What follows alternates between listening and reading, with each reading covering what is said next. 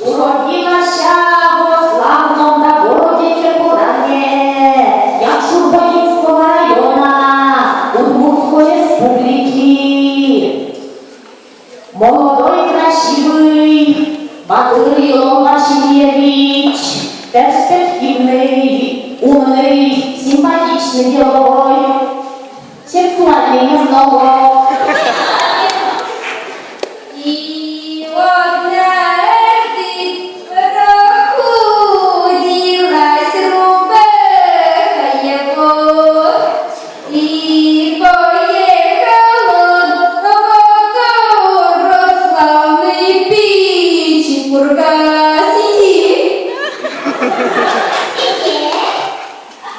И купил тот тут расшитую рубаху у мост виной.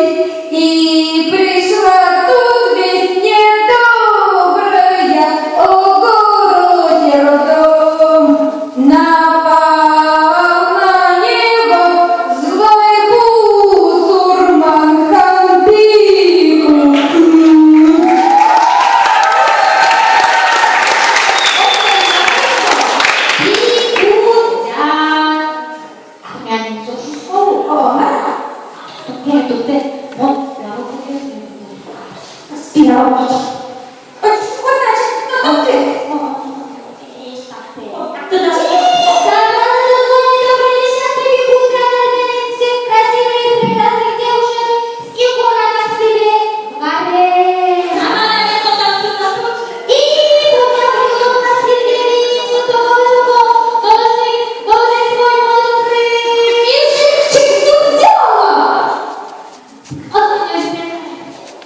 И упал в ураган, и кровавою полилась, и сам на части распался Бигуд.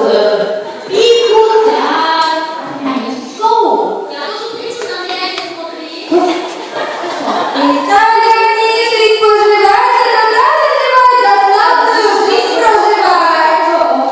И закончилось все пьяно.